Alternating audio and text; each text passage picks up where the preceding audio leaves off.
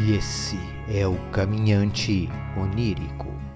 Eu fiquei sabendo que você não se inscreveu no canal e nem deu like. Por favor, inscreva-se e dê like para nos fortalecer caso goste do trabalho. Vamos à história.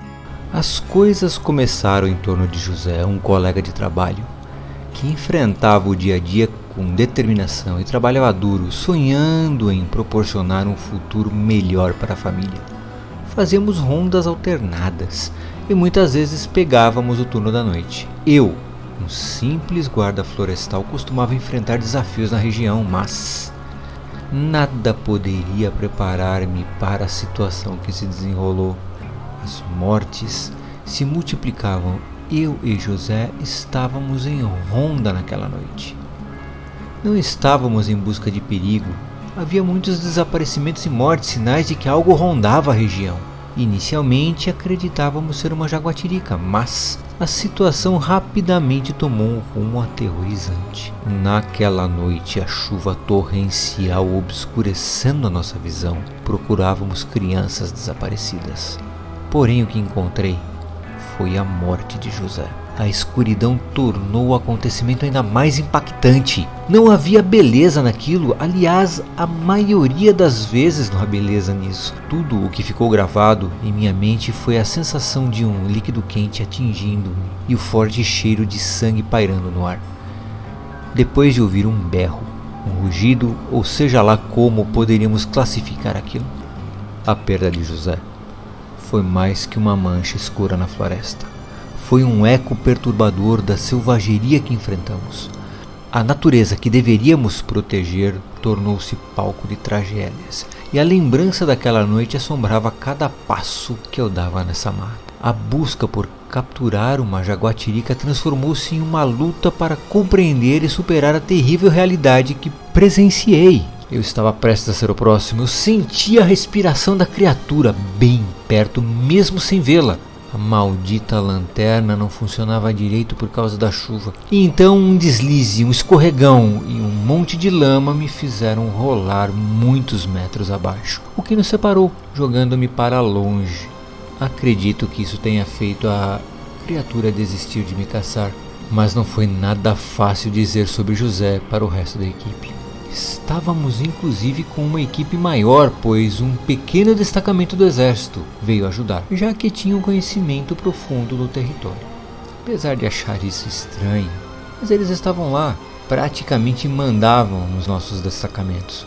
O chefe da expedição não corroborou minha história e eu acabei sendo demitido. Decidi passar um tempo na casa de meus pais, que ficava a 20 quilômetros do local onde eu trabalhava. O clima tranquilo, os sítios vizinhos amigáveis eram um bálsamo para minha alma. Pesadelos me atormentavam todas as noites, mas o mais recente foi aterrorizante. Parecia tão real. Eu estava correndo desesperadamente pela floresta, tropecei em uma raiz gigante e caí de cara no chão. Todo enlameado, lama cheia de sangue que me aterrorizava, mesmo ao acordar. Já havia ouvido alguns rumores e meus pais estavam tentando me poupar disso, mas parece que a jaguatirica havia me seguido, pois uma criança da região também desaparecera e encontraram as mesmas marcas estranhas no local. Ela teria mesmo me seguido até aqui?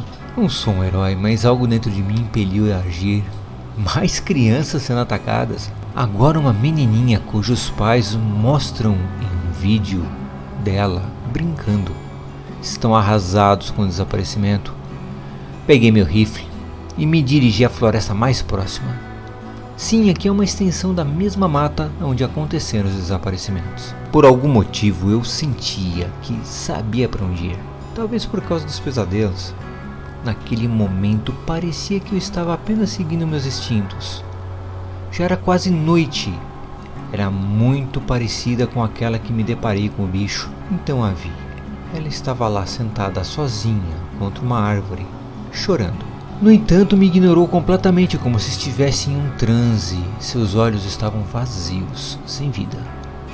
A peguei pelas mãos e simplesmente ela vinha como um boneco controlado. Era ela. No vídeo era uma criança normal, faz apenas 12 horas de seu desaparecimento. Aquilo estava me dando arrepios. Um animal como uma jaguatirica não tem essa propriedade, não consegue transformar alguém em um zumbi. Eu continuava a caminhar com ela, retornando para o ponto mais próximo da estrada. Não ficava muito longe da casa de meus pais.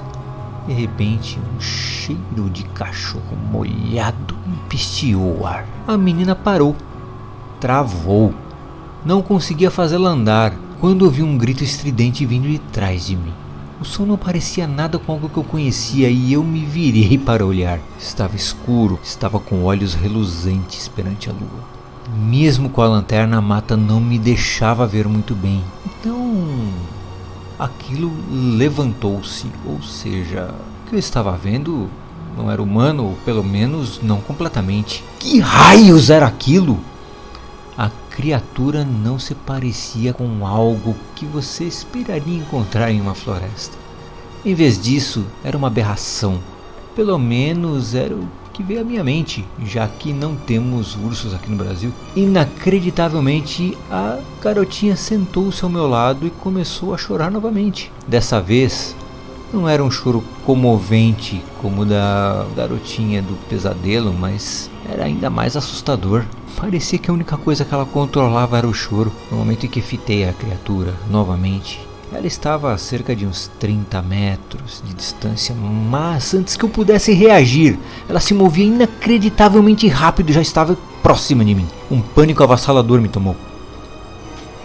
Eu fechei os olhos, mas senti uma dor intensa das suas garras perfurando a minha pele. Tive o orgulho de não gritar, mas desisti da garotinha e corri o mais rápido que pude. Enquanto eu fugia, senti o meu pé latejar de dor, mas não podia parar. Eu não podia parar. Sabia que eu não iria longe com a ferida daquele tamanho, mas eu tinha que tentar. A criatura me alcançou, foi quando eu lembrei do rifle. E não hesitei, disparei. A criatura cambaleou no chão, mas não estava morta, ainda se mexia. Era resistente. Ela tentou se levantar, mas antes que pudesse me atacar novamente, dei outro tiro mirando bem no pescoço. Dessa vez a criatura não se levantou. A dor se intensificava. A menina estava em pé olhando para mim, com uma expressão muito diferente das que vi. Tudo ficou escuro, eu desmaiei. Acordei em um hospital. Não vou entrar em detalhes sobre meus ferimentos, porque sei que ninguém quer ouvir sobre isso, mas eles acreditaram que fui atacado por um urso, provavelmente andino. O que é estranho, já que não me lembro de nenhum urso me atacando, ainda mais aqui. Mas a história oficial é essa. Eles não encontraram nenhum cadáver no local, o que me fez questionar se a criatura estava realmente morta ou se ela simplesmente havia desaparecido. Olha, de qualquer forma, eu estava vivo e isso era o que importava. Eu tinha uma segunda chance na vida e estava determinado a não desperdiçar. A menininha estava traumatizada, mas bem, viva e com os pais. E agora você pode assistir outros vídeos do canal que estão na recomendação dos cards.